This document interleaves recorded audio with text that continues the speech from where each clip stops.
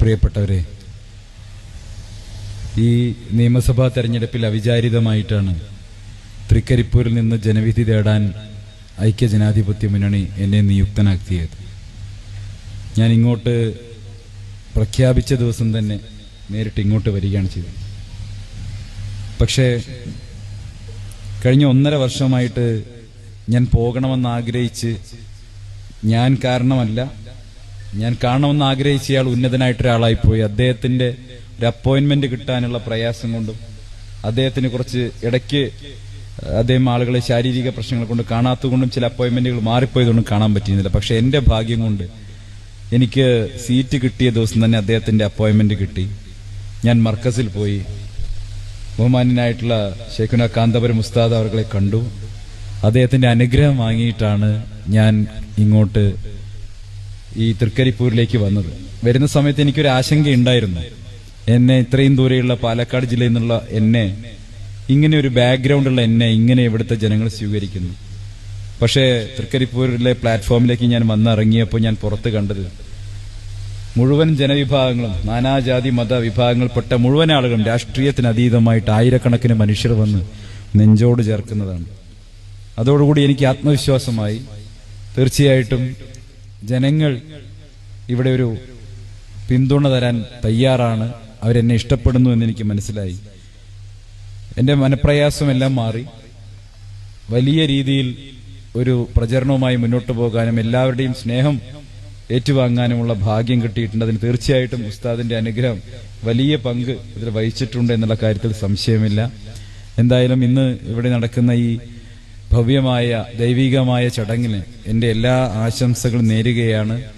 ഇത്തരം ചടങ്ങുകളിലൂടെ പണ്ഡിതശ്രേഷ്ഠർ പറഞ്ഞു തരുന്ന കാര്യങ്ങൾ മനസ്സിലാക്കാനും ജീവിതത്തെ നല്ല രീതിയിൽ മുന്നോട്ട് നയിക്കാനും നിങ്ങൾക്ക് എല്ലാവർക്കും സാധിക്കട്ടെ.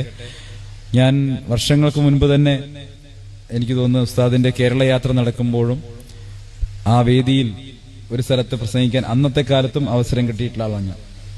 അന്ന് ഞാൻ പ്രസംഗിച്ചത് വേറൊരു കോലത്തിലായിരുന്നു. അന്ന് ഞാൻ പറഞ്ഞത്, ഞാൻ ഈ വേദിയിൽ വന്ന് നിൽക്കുന്നത് നാളെ ഏതെങ്കിലും കാലത്തൊരു ഇലക്ഷനിൽ നിന്നാൽ നിങ്ങൾ എനിക്ക് വോട്ട് ചെയ്യുന്നുള്ള പ്രതീക്ഷയല്ല, മറിച്ച് ഉസ്താദിന്റെ യാത്ര ആയതുകൊണ്ട് ഞാൻ വന്നതാണ് എന്ന് അന്ന് പറഞ്ഞെങ്കിൽ ഇപ്പൊ ഞാനത് തിരുത്തി പറയാം.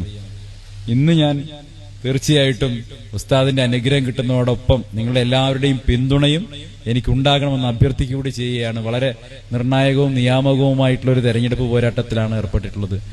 ഞാൻ പരാജയപ്പെടണമെന്ന് ചില ശക്തികൾ ആഗ്രഹിക്കുന്നുണ്ട്. ആ ശക്തികൾ ആരൊക്കെയാണെന്ന് നിങ്ങൾക്കറിയാം. അത് ഞാൻ ഏത് ശക്തിയോടാണോ പോരാടി ഇറങ്ങിപ്പോന്നത്, ആ ശക്തിയാണ് ഇപ്പോൾ എന്നെ പരാജയപ്പെടുത്തണമെന്ന് ഏറ്റവും അധികം ആഗ്രഹിക്കുകയും ഞാൻ പരാജയപ്പെട്ടാൽ അതിൽ ഏറ്റവും അധികം ആഹ്ലാദിക്കുകയും ചെയ്യുന്നതെന്ന് നിങ്ങൾക്കൊക്കെ അറിയാവുന്നതാണ്. അത്തരം ശക്തികൾ ആഹ്ലാദിക്കുന്ന ഒരു സന്ദർഭം പോലും ഈ കേരളത്തിന്റെ മണ്ണിൽ ഉണ്ടാകരുത് എന്നാണ് ഞാൻ കരുതുന്നത്. കാരണം നമ്മളൊക്കെ മനുഷ്യരാണ്. ആത്യന്തികമായിട്ട് ജാതി മതങ്ങൾക്ക് അതീതമായി എല്ലാവരും ഒത്തൊരുമയോടുകൂടി വാഴുന്ന ഈ നാട്ടിൽ മതസ്പർദ്ധയ്ക്കും പരസ്പര വിദ്വേഷത്തിനും വിഭാഗീയതയ്ക്കുമൊന്നും സ്ഥാനമുണ്ടാകരുത് എന്ന് ആഗ്രഹിക്കുന്ന ഒരാളെന്നുള്ള നിലയ്ക്ക് കഴിഞ്ഞ 1.5 വർഷക്കാലം ഈ മതനിരപേക്ഷ പ്രസ്ഥാനത്തിന്റെ ഭാഗമായി മാറിയതിനു ശേഷം നിരന്തരമായി മതനിരപേക്ഷതയ്ക്ക് വേണ്ടിയിട്ടും വർഗീയതയ്ക്കെതിരായിട്ടും സന്ധിയില്ലാത്ത പോരാട്ടവുമായി ഞാൻ കേരളത്തിൽ നിങ്ങൾക്കിടയിലുണ്ട്.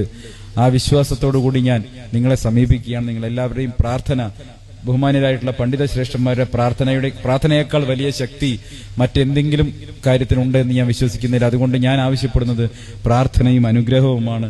അതുണ്ടാകണമെന്ന് മാത്രം അഭ്യർത്ഥിച്ചുകൊണ്ട് ഈ ചടങ്ങിന് എന്റെ എല്ലാ ഭാവുകങ്ങളും നേർന്നുകൊണ്ട് ഞാൻ എന്റെ വാക്കുകൾക്ക് വിരാമമിടുന്നു. നിങ്ങൾക്ക് എന്റെ നന്ദി, നമസ്കാരം. ജയ് ഹിന്ദ്, ജയ് UDF.